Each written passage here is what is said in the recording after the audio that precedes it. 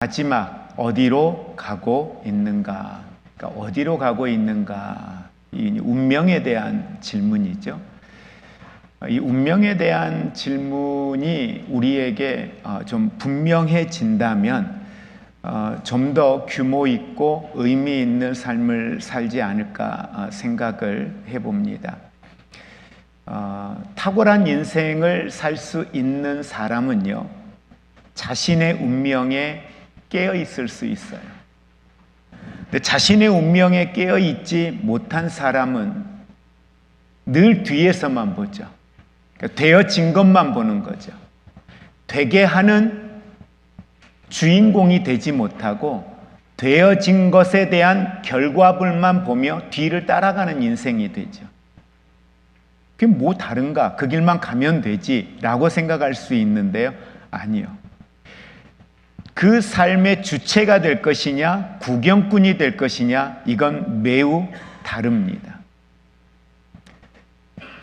자기의 위치를 정확하게 알고 그 자리에서 주어진 일에 최선을 다할 뿐만 아니라 그 가운데 마땅히 지켜야 할 것들을 지키며 살아갈 수 있는 신실한 사람이 되는 것, 그는 자신의 운명에 대하여 깨어있는 사람이 될 수가 있습니다. 그래서 보통 운명에 대하여 우리가 이야기할 때에 이 신성한 운명, 보통 이렇게 표현하는데요. 역사의 초점은 과거, 예언은 보통 미래, 이렇게 표현해요. 다시 말하면 성경에서 역사라고 하는 것, 역사는 뭐예요? 성취된 예언이에요. 그러니까 철저하게 예언이라고 하는 관점에서 보셔야 됩니다. 역사는 뭐냐? 이미 지나온 성경이 말씀하신 것들이 성취된 것, 그걸 역사라 이렇게 이야기합니다. 그리고 예언이라고 하는 이 부분은 성취될 역사. 예언은 성취될 것들입니다. 예언한다라고 하는 건 앞으로 이루어질 거죠. 역사라고 하는 건 그것이 이루어질 것이기 때문에 우리는 그것이 이루어질 것을 당연히 믿고 알고 있기 때문에 그걸 역사라고 표현합니다. 하나님 안에서 이미 이루어진 것들, 성경에서 보는 관점, 역사를 성취된 예언으로 분명히 성경은 보고 있습니다.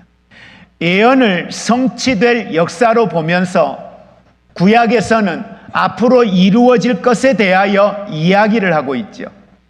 그리고 다니엘서라든지 요한계시록에서는 앞으로 이루어질 운명에 대하여 예언, 앞으로 성취될 예언에 대하여 이야기를 합니다. 이 이야기를 할 때마다 우리가 성경에서 빼놓지 않고 보게 되는 것 중에 하나, 특별히 구약에서는 다니엘서 2장 31절에서 45절까지의 내용들입니다. 이건 사람이 바라보는 관점에서의 예언, 미래가 아니라 하나님이 바라보시는, 하나님이 보시는 이 땅의 역사의 방향을 이야기를 하고 있어요. 성경에서는 우리가 이해를 할 수 있는 부분도 있지만 앞으로 이루어질 것에 대하여 이해되지 않고 믿어지지 않지만 성경은 우리에게 앞으로 이루어질 것에 대하여 예언하며 말씀해 주고 있는 부분들이 있습니다. 예를 들면 우리가 오전에 보았던 이사야 53장의 내용은 이해되지 않아요. 이게 도대체 뭔 말이가? 그가 찔림은, 그가 상함은, 이게 뭐지? 도저히 계산되지 않아요. 이해되지 않아요. 그러나 신약의 시대를 살고 있고 예수 그리스도의 십자가의 사건, 과거의 역사 속에 일어났던 이 사건을 바라보는 오늘을 사는 우리는 구약에서 이사야 선지자를 통하여 하신 그 말씀이 예수님 때에 와서 성취되어진 이 사건이 무슨 말인지를 이사야 53장을 우리는 너무도 잘 알고 있는 거죠. 그러니까 이것처럼 지금은 희미해요. 아니 보이지도 않아요. 여러분 이렇게 이해를 한번 해보시면 좋을 것 같아요. 우리가 앞에 보이는 산을 보면은 보이는 산만 쫓아가다 보면 어때요? 이 산이 끝인 줄 알았는데 그게 끝이 아니죠. 그 안에 겹겹이 쌓여 있는 산들이 있어요. 근데 우리는 눈에 보이는 것만 보고 이야기를 해요. 그러니까 구약에 이 다니엘서에 기록되어져 있는 말씀, 구약에서 예언되어져 있는 이 말씀들도 이와 같은 현상들이 있다는 거죠. 그 중간에 우리가 보지 못하고 알지 못하는 것들이 성경의 역사 속에서 하나하나 드러나고 있는데요. 자, 먼저 우리가 다니엘서에 이 2장 31절에서 45절의 내용, 좀 길지만 제가 읽어드릴게요. 한번 여러분들 보시기 바랍니다. 눈으로 한번 보세요. 전에 했던 거라 아마 기억나실 겁니다. 왕이여, 왕이 한 큰 신상을 보셨나이다. 그 신상이 왕의 앞에 섰는데 크고 광채가 매우 찬란하며 그 모양이 심히 두려우니 그 우상의 머리는 순금이요 가슴과 두 팔은 은이요 배와 넓적다리는 노치요 그 종아리는 쇠요 그 발은 얼마는 쇠요 얼마는 진흙이었나이다. 또 왕이 보신즉 손대지 아니한 돌이 나와서 신상의 쇠와 진흙의 발을 쳐서 부서뜨리매 그때에 쇠와 진흙과 녹과 은과 금이 다 부서져 여름 타작마당에 겨같이 되어 바람에 불려간 곳이 없었고 우상을 친 돌은 태산을 이루어 온 세계에 가득하였나이다. 그 꿈이 이러한즉 내가 이제 해석을 왕 앞에 아뢰리이다. 왕이여, 왕은 여러 왕들 중에 왕이시니라. 하늘의 하나님이 나라와 권세와 능력과 영광을 왕에게 주셨고 사람과 들짐승과 공중의 새들 어느 곳에 있는 것을 막론하고 그것들을 왕의 손에 넘기사 다 다스리게 하셨으니 왕은 곧 그 금머리니이다. 왕을 뒤이어 왕보다 못한 다른 나라가 일어날 것이요 셋째로 또 녹 같은 나라가 일어나서 온 세계를 다스릴 것이며 넷째 나라는 강하기가 쇠 같으리니 쇠는 모든 물건을 부서뜨리고 이기는 것이라. 쇠가 모든 것을 부수는 것 같이 그 나라가 뭇 나라를 부서뜨리고 찍을 것이며 왕께서 그 발과 발가락이 얼마는 토기장이의 진흙이요 얼마는 쇠인 것을 보셨은즉 그 나라가 누구일 것이며 왕께서 쇠와 진흙이 섞인 것을 보셨은즉 그 나라는 쇠 같은 든든함이 있을 것이나 그 발가락이 얼마는 쇠요 얼마는 진흙인즉 그 나라가 얼마는 든든하고 얼마는 부서질 만한 것이며 왕께서 쇠와 진흙이 섞인 것을 보셨은즉 그들이 다른 민족과 서로 섞일 것이나 그들이 피차에 합하지 아니함이 쇠와 진흙이 합하지 않음과 같으리이다. 이 여러 왕들의 시대에 하나님의 하늘의 하나님이 한 나라를 세우시리니 이것은 영원히 망하지도 아니할 것이요 그 국권이 다른 백성에게로 돌아가지도 아니할 것이요 도리어 이 모든 나라를 쳐서 멸망시키고 영원히 설 것이라. 손대지 아니한 돌이 산에서 나와서 쇠와 녹과 진흙과 은과 금을 부서뜨린 것을 왕께서 보신 것은 크신 하나님이 장래의 일을 왕께 알게 하신 것이라. 이 꿈은 참되고 이 해석은 확실하니이다 하니. 이해되세요? 이 말씀이 정확한 것, 분명한 것 한 가지. 44절에서 이 여러 왕들의 시대에 하늘의 하나님이 한 나라를 세우실 거라고 말해요. 이건 영원히 멸망하지 않을 거라고 말합니다. 그 국권이 다른 백성에게로 돌아가지 않을 것이다. 도리어 그 모든 나라를 쳐서 멸망시키고 영원히 설 것이다. 이건 뭘 이야기할까요? 하나님 나라를 이야기합니다. 자, 그 다음에 45절 손대지 아니한 산돌, 누구를 이야기해요? 예수 그리스도를 말합니다. 예수 그리스도가 나와서 뭐예요? 쇠와 녹과 진흙과 은과 금을 부서뜨린 것을 왕께서 보신 것은 하나님이 장래에 이 일을 왕께 알게 하신 것이라. 이 꿈은 참되고 이 해석은 확실하니이다 라고 이야기해요. 자, 쇠, 놋, 진흙, 은, 금 부서뜨릴 것은 무엇이라고 얘기해요? 손대지 아니한 돌이라고 이야기해요. 여러 왕의 시대에 하늘의 하나님이 어떤 나라를 세우신다고 44절에 이야기해요? 영원히 망하지 아니할 나라를 세운다고 성경은 이야기를 합니다. 자, 지금 우리가 보고 있는 이 다니엘서에 나와 있는 이때의 왕이 누구예요? 느부갓네살 왕입니다. 느부갓네살 왕이 꿈을 꾸고 다니엘은 성령의 감동에 따라서 이것을 해석해 준 내용이에요. 자, 여기에서 이야기하고 있는 머리는 지금 누구예요? 느부갓네살 왕을 이야기해요. 주변에 있는 모든 나라를 다스리고 있던 느부갓네살 왕을 이야기합니다. 다시 말하면 바벨론 제국을 이야기하고 있어요. 두 팔은 페르시아, 배와 넓적다리는 여러분 교재 60페이지에 있어요. 알렉산더 대왕을 이야기하죠. 다스리는 제국, 헬레니즘 문명을 이야기합니다. 종아리는 로마 제국을 이야기합니다. 발은요, 쇠와 진흙으로 되어 있는데 이들은 섞일 수 없는 것들이라고 이야기를 하고 있습니다. 그럼 여기에서 말하는 종아리, 다리, 쇠, 이건 로마 제국, 이걸 이야기하고 있어요. 자, 그러면 손대지 아니한 돌, 여기에서 이야기하고자 하는 것은 이러한 역사들 속에, 이 역사들은 계속 흘러갈 것이고 나중에는 이제 로마 제국이 세워질 것이고, 이런 과정들 가운데에 누가 등장하느냐? 오늘 이야기하는 베드로전서 2장에 이야기하는 산돌, 돌이 등장을 해요. 산돌은 예수 그리스도를 이야기해요. 그런데 그가 모든 것들을 부서뜨린다. 그러니까 세상이 영원할 것 같지만 그것들이 영원하지 않는다라고 하는 걸 이야기하고요.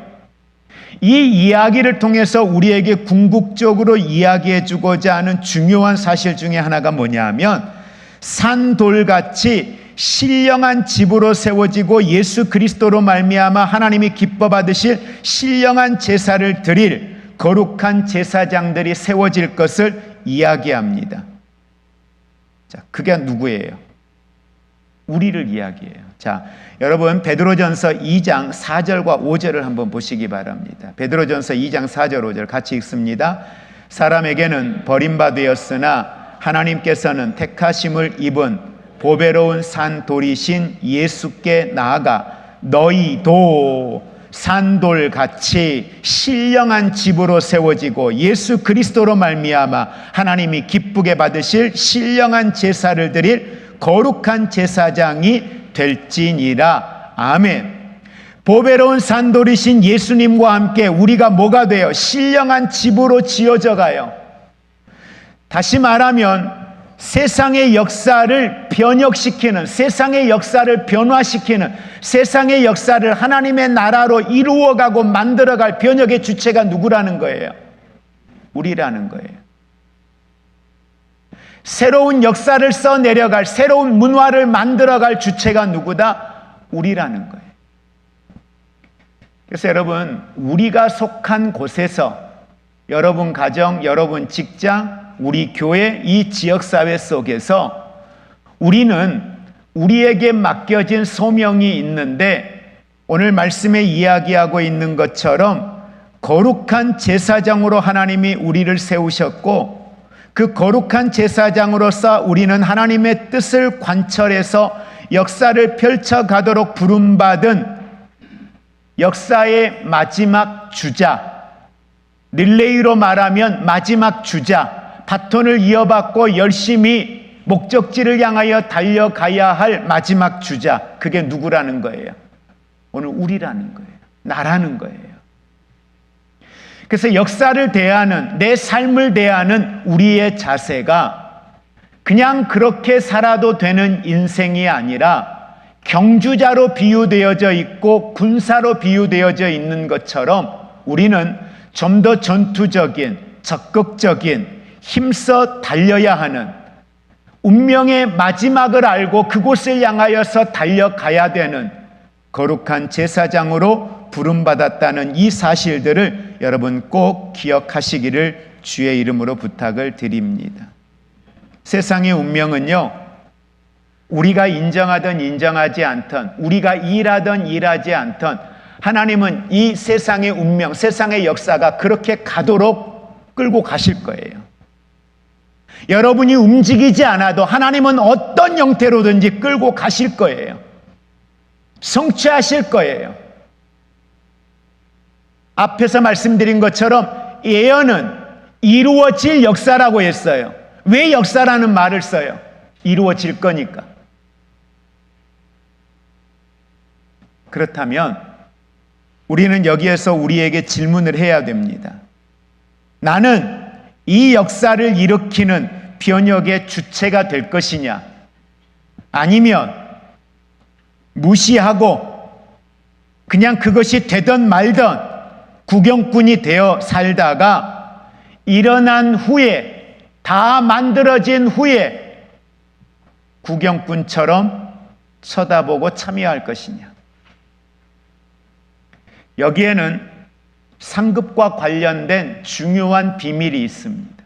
누가 하든 그 역사만 이루어지면 되는 것 아닌가라는 생각은 대단히 잘못된 생각입니다. 그러면 성경을 모든 사람에게 줄 이유가 없지요. 사명자에게, 바톤을 이어받을 주자들에게만 가르쳐주면 되겠지요.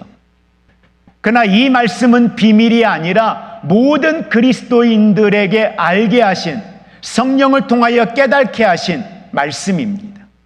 저에게도 여러분에게도 주신 말씀이라는 거예요. 그러면 내가 그 변혁의 주체가 되기를 원하신다는 겁니다. 그래서 우리는 선택해야 합니다. 하나님의 계획대로 이끌어 가시는 이 운명을 알아차리고 우리가 그 속에서 동참하며 순종하며 운명 안으로 부르심을 받은 그 부르심에 합당한 삶을 살아갈 것이냐 아니냐, 그건 오늘 우리의 선택입니다. 여러분은 어떻게 하시겠습니까? 이번에 라오스를 가서 마지막 날 신학교의 교수진들 가족들을 초청을 해서 가족들과 이제 만찬을 하고 회의하는 시간들을 가졌어요. 앞으로 신학교 운영에 대한 여러 이야기들을 나누는 회의하는 시간들을 가졌는데요. 거기에서 한 분 목사님이 소개를 해주셔요. 소개를 해주시는데 누구냐면 저희 고향 사는 분이었어요. 목사님 고향 사람이 여기 있어요? 그래요. 그러고 보니까 그 사모님이신데 이제 저하고는 연배가 한 10살 차이 정도 나시는 것 같아요. 그래서 어디시냐고 여쭤봤더니 저희 보성도 아주 시골이잖아요. 녹차밭 있는 보성. 그 보성 안에서도 아주 산골짜기, 유러라고 하는 아주 산골짜기 저 구석에 있는 동네예요. 근데 그곳에 계신 분이 고등학교를 졸업하고 광주로 대학을 와서 광주에서 학교 다니다가 지금 결혼하신 목사님을 만나서, 목사님은 일반 대학을 다니다가 나중에 부르심을 받고 신학을 공부했네요. 신학을 공부하고 그 전라도 그 꼴짜기에서 광주로 왔다, 광주에서 서울로 왔다, 서울에서 왔다가 경상도로 갔다가 경상도에서 라오스로 선교사로 파송을 받고 나오신 거예요. 우리가 듣지도 보지도 못했던 그 나라로 하나님이 저 산골 시골에 있던 사람들을 불러서, 그곳에서 불러서 만남을 통하여서 하나님이 단계 부르심에 순종하고 나아갔더니 결국 갔다가 앉혀놓은 데가 듣도 보지도 못한 나라라는 거예요. 그러니까 하나님이 일하시는 역사는 우리가 모르잖아요. 다만 우리가 그 작은 부르심에 순종하고 나아갔더니 그 만남을 통해, 그 부르심을 통해 하나님이 감동을 주시고 알게 하시고 깨닫게 하시고 이끌어 가시는데 상상할 수 없는 일들로 하나님이 일을 풀어 가시더라는 거예요. 이 자리에 있는 우리는 안 그러나요? 여러분의 고향을 한번 생각해 보십시오. 여러분이 태어났던 곳을 생각해 보십시오. 내가 이곳에 있을 만한 기억들을, 있을 만한 이유들이 우리에게 얼마나 있었는지요. 그럴 가능성이 없죠. 저는 제가 태어났던 고향에서보다 용인 신갈에서 산 날들이 이제는 훌쩍 3분의 2가 다 돼가요. 목회자 소명을 받고 광주에 있는 통합 측 사람이었기 때문에 호남신대 가기 위해서 목사 후보생 고시 시험을 고등학교 2학년 때 치르고 호남신대 가려고 준비하고 있다가 88년 올림픽 앞두고 87년도에 TV 한 구석에 보였던 게 수화하는 게 보여요. 저는 태어나 처음 봤어요. 저게 뭐지? 그리고 알게 된 게 듣지 못하는 분들, 농아인들을 위해서, 듣지 못한 청각장애인들을 위해서, 언어를 하지 못한 농아인들을 위해서 쓰는 대화라는 거예요. 그러면서 순간 마음속에 그냥 질문 던진 거예요. 야, 장애인들에게, 듣지 못하는 사람들에게, 보지 못하는 사람들에게 복음이 어떻게 증거되지? 그래서 아주 막연하게 교회 안에 이와 같은 내용을 가지고 상담해 줄 선배도 없고, 이와 같은 내용을 갖고 상담해 줄 목회자도 없고, 부교육자도 없고, 아무도 없었어요. 그래서 막연하게 찾았던 게 신학과하고 특수교육학과 두 개의 과가 있는 학교를 찾다 보니까 유일하게 그때 전국에 딱 하나 있는 게 강남대학이었어요. 그때는 강남사회복지학교였죠. 유일하게 그게 하나였어요. 신학과가 자유주의인지 보수주의인지 어디 교단에 속했는지 그런 것도 알지도 못하고 무작정 올라온 게 용인이에요. 그때 용인을 올라오지 않았으면 저는 이 시간 이 자리에 있지도 않았겠지요. 여러분을 보지도, 저 뒤에 있는 제 아내도 만날 이유가 없었겠죠. 그러면 저기 있는 이서연 집사님도 용인 수원 올라올 이유, 저 이성환 집사님도 여기 올라올 이유도 없었겠지요. 작은 것 하나인데 주신 감동에 따라 순종하고 올라와서 정신 차리고 봤더니 용인. 그리고 정신 차리고 보았더니 학교가 아니야. 그래서 지금 백석으로 옮겨갔고, 이런 모든 과정 하나하나가 우리의 삶의 현장에서요, 아무것도 아닌 것 같은데 이 속에서 일하시는 하나님의 모습들을 우리는 보게 되는 거죠. 지나고 보니 인도하시는 이 은혜가 하나님의 인도하심이었다는 걸 보게 되는 거죠.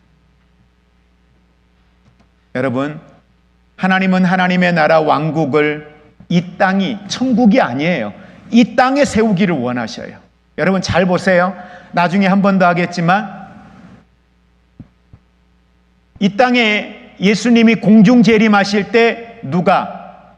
예수 그리스도 안에 있는 구원받은 하나님의 사람들이 다 휴거되겠죠. 휴거되고 나면은 천국에서는 어때요? 천국잔치가 벌어지죠. 혼인잔치가 벌어지죠. 이 땅에서는요, 예수님 그리스도인들이 공중재림하고 난 이후에 이 땅에서는 뭐가 시작돼요?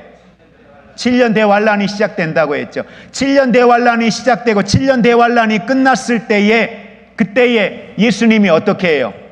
지상재림이 이루어지죠. 그 지상재림할 때 누가 함께 해요? 휴거됐던 사람들이 이 땅에 함께 예수님과 함께 지상재림에 참여해요. 잘 보십시오. 7년 대환란 전에 그리스도인들이 다 휴거되었다가 나중에 예수님이 재림하실 때에 이 땅에 있는 남은 그리스도인들이 천국 가느냐? 아니요. 예수님이 이 땅으로 오셔요. 누구와 함께? 휴거된 사람들과 함께. 그리고 이 땅에서 뭐가 이루어져요? 천년 왕국요. 어디에서? 이 땅에서요. 여러분, 이 원리를 우리 정확하게 기억해야 돼요. 하나님의 나라를 이루고자 하시는 곳은 어디예요? 이 땅이에요. 그때의 세상의 시스템들을 통하여서 하나님이 각 사람의 충성과 헌신과 그 분량에 따라서 이 땅에 하나님의 나라를 이루실 때에 여러분 AI처럼 야, 이 땅에 하나님의 나라 이루어져 하면은 이 땅에 이루어지는 게 아니에요. 우리를 통해 하나님은 그 일들을 이 땅에서 하나하나 이루어 가실 거예요. 그때에 내게 주신 은사와 능력들, 내 역량들을 통해서 하나님은 이 땅에서 그 일들을 다 이루어 가실 것이고요. 그때의 상급에 대한 구체적인 것들은 천국에서의 상급과 이 땅에서의 상급이 분리되느냐? 아니요. 이 땅에서 하나님은 그 일들을 이루어 가실 거니까요. 이 사실들을 우리가 좀 더 정확하게 인지하고 우리의 운명이 하나님이 이루실 역사 속에 동떨어진 운명 공동체, 동떨어진 인생이 아니라 하나님이 이루고자 하시는 그 역사 속에 우리도 함께 참여하는 운명의 공동체로 오늘을 살아갈 수 있는 것, 그건 우리에게 너무도 중요한 삶이에요. 그래서 어디에다가 내 삶의 우선순위를 두고 살아갈 것인가에 대한 이 부분들에 대해서 우리는 좀 더 깊이 있게 고민하고 그렇게 말씀을 붙들고 오늘을 살아갈 수 있었으면 좋겠습니다. 그러지 않으면 우리는 역사가 다 일어나고 난 이후에 먼 산 바라보듯이 그 결과물을 보게 될 거예요. 얼마나 비참합니까? 안 보여주신 게 아니에요. 가르쳐 주지 않으신 게 아니에요. 다 가르쳐 주셨어요.